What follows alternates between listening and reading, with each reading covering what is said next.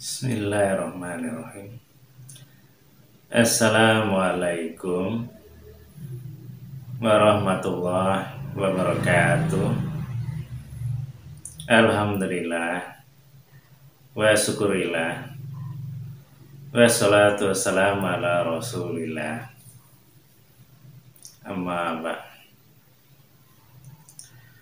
Saudaraku sekalian, pada kesempatan kali ini saya ingin menyampaikan sebuah tema, yaitu tentang riya, atau kalau bahasa kitanya itu ingin dilihat agar orang lain itu memuji kita kalau kita itu punya kelebihan. Ya, kelebihan apa saja. Bisa mungkin fisiknya yang bagus, yang kekar, atau putih, atau cantik, atau tampan umpamanya. Bisa seperti itu. Dan itu tidak dibolehkan oleh Allah. Paling tidak di dalam firman Allah yang ada di surat Al-Baqarah ayat 284 itu ada kalimat yang bunyinya lillahi ma fis samawati wa ma fil ard. Kepunyaan Allah apa yang ada di langit dan apa yang ada di bumi. Ayat itu insya Allah mudah kita pahami bahwa semua yang ada ini kan milik Allah. Jadi kalau kita itu berbuat riya, ingin dilihat, atau bahasa lainnya itu apa? Pamer ya, memamerkan. Biasanya kan yang dipamerkan itu kan sesuatu yang lebih, punya kelebihan tadi kan. Tapi kalau Allah sudah mengatakan seperti itu, bahwa semuanya yang ada di langit dan yang ada di bumi, ya termasuk kita ini, itu milik Allah. Terus kita itu mau memamerkan apa? Ya, kita tidak punya apa-apa.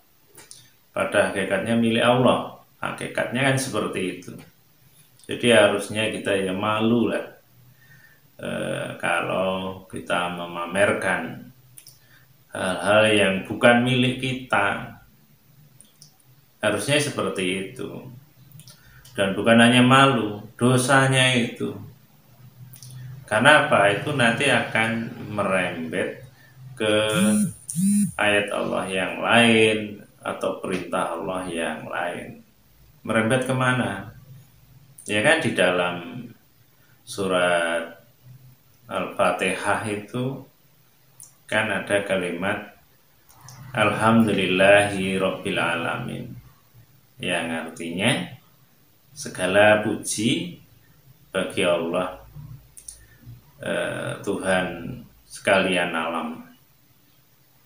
Jadi segala puji itu ya hanya Allah. Sedang riya, pamer itu kan yang ingin dipuji bukan Allah itu, ya orang yang pamer tadi, agar orang itu memuji baik secara langsung atau tidak. Ya bisa saja mungkin langsung mengatakan, wah kamu hebat, kamu sukses, bisa dengan senyum bangga atau senyum menyambut dengan senang atau dengan tepuk tangan. Bisa kalau di medsos itu kan mungkin biar orang lain mungkin mengucapkan selamat atau yang lain lah istilahnya, ngacungkan jempol umpamanya, yang bisa jadi mengarah ingin dipuji tadi kan. Walaupun ya bisa saja itu tidak ingin dipuji, tapi kan khawatirnya biasanya cenderung ke situ. Sifat manusia itu kan ingin dipuji biasanya, karena untuk membuktikan ya paling enggak kalau ada orang yang sebaliknya tidak memuji, umpamanya mengucapkan alah pamer, baru punya itu aja sudah pamer, mungkin orang yang dikatakan seperti itu ya tersinggung, ya ada jengkel atau marah dalam hati, atau muncul rasa tidak suka kepada orang itu. Kenapa? Ya itu tadi, karena ketulusan kita itu untuk tidak ria atau pamer itu masih dipertanyakan. Karena kalau murni tidak ada unsur ria atau pamer tadi, orang mengatakan seperti itu ya senyum saja kan begitu, dan tidak sakit hati atau tersinggung. Mungkin kalau diungkapkan ya seperti mengatakan ya udah apa-apa, karena ini juga bukan punya saya, ini kan milik Allah, saya hanya dititipi kan. Jadi ya dititipi dikit ya disyukuri, banyak ya disyukuri. Kalau orang mencela ya biar saja, itu urusannya dengan Allah. Umpama kalau bisa seperti itu ya subhanallah ya. Tapi kayaknya ya jarang, langka kalau diantara kita itu seperti itu. Nah itu yang perlu kita pahami itu kan. Jadi untuk masalah ria ini, yang di dalam hadis itu ada yang Rasul mengatakan bahwa ria itu termasuk syirik kecil. Padahal syirik itu ya sekecil-kecilnya ya tetap dosa kan. Apalagi di dalam Al-Quran itu syirik itu ya dosa yang tidak diampuni kan gitu. Kecuali dosa yang lain, maksudnya ya saking beratnya mungkin seperti itu, sehingga tidak mudah untuk diampuni. Jadi kenapa kok dikaitkan dengan syirik? Di mana letak syiriknya? Kita kan tahunya ya syirik itu ya menyembah mungkin apa selain Allah, itu batu, pohon, atau menyembah setan istilahnya. Ya enggak juga. Menyembah diri sendiri itu ya syirik kan. Kok dikatakan menyembah diri sendiri itu dari mana? Ya dari memuji diri sendiri itu kan berlawanan dengan kalimat alhamdulillah tadi, bahwa segala puji itu ya hanya Allah, jangan muji yang lain.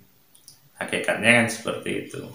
Nah kalau kita muji diri kita sendiri ya berarti itu menyembah selain Allah, sehingga menuhankan diri kita sendiri, padahal itu bukan wilayah kita. Nah itu yang kayaknya sih ringan, maksudnya keseharian kita tanpa kita sadari kita itu melakukan hal-hal yang mengarah ya memuji diri sendiri atau menginginkan orang lain memuji kita kan. Nah itu banyak sekali kalau kita coba teliti apa-apa yang kita lakukan.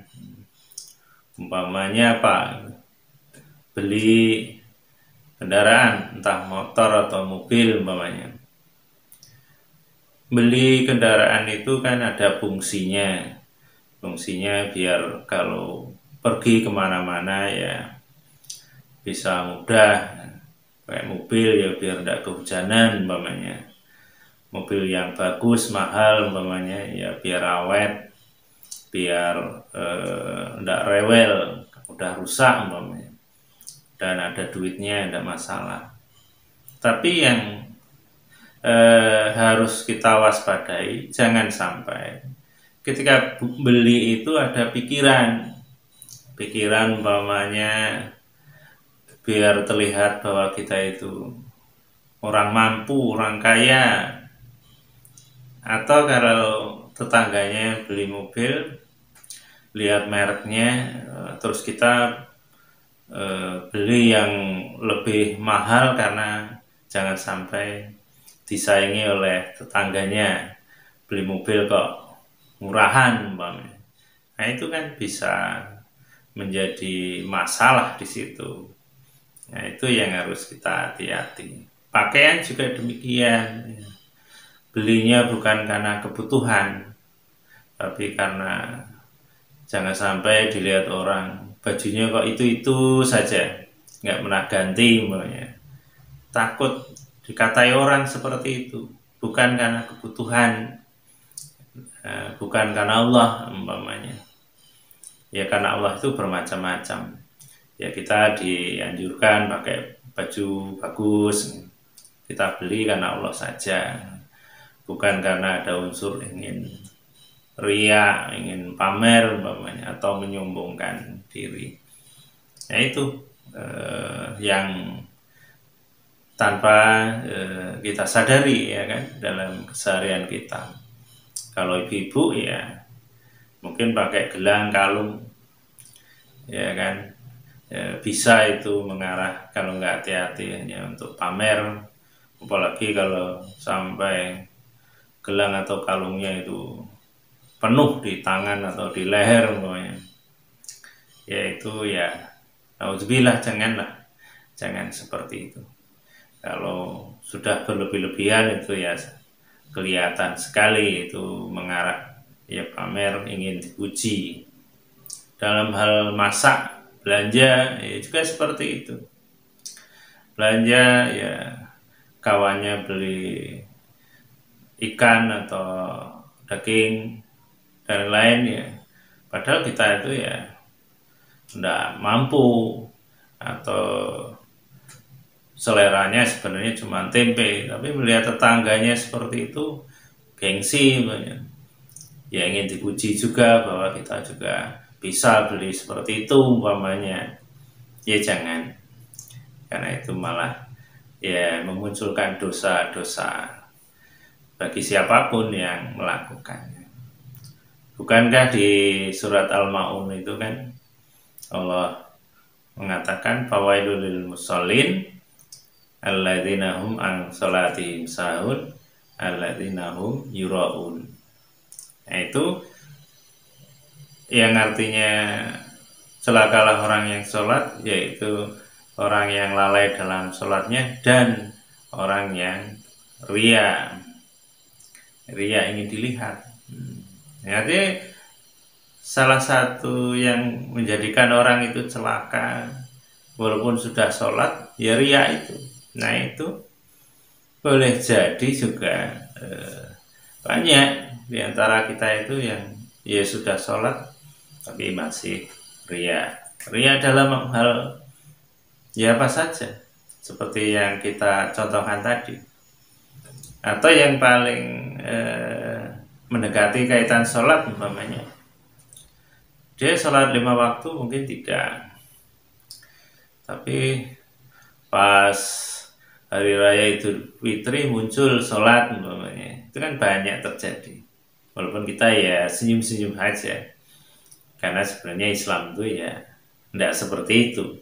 Yang harus dilakukan itu malah yang wajib itu dulu kan, yang sunnahnya itu ya nyusul kemudian.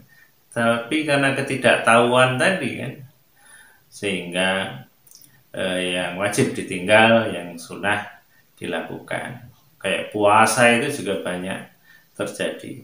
Pas puasa ikut puasa, tapi sholat tidak pernah kan gitu. Atau taraweh ya rajin ke musola atau ke masjid, tapi sholat wajib tidak jelas. Atau ada yang sholat wajib dilakukan, tapi paling cuman maghrib isya umpamanya, subuhnya tidak jelas, asar tidak jelas umpamanya. Ya ada saja, karena ketidaktahuan, karena mungkin ilmunya ya belum ada, ya sudahlah kan. Tapi paling enggak kalau dikaitkan dengan riya tadi, boleh jadi contoh-contoh tadi menunjukkan bahwa ada orang-orang yang melakukan sesuatu itu ya ingin dilihat saja. Dilihat itu bisa mengarah tadi, ingin dipuji bisa, atau dilihat ingin agar orang lain tuh tahu, oh dia itu juga sholat, oh dia itu juga beribadah kan gitu. Jadi ada pamrih duniawi kan gitu. Nah, itulah yang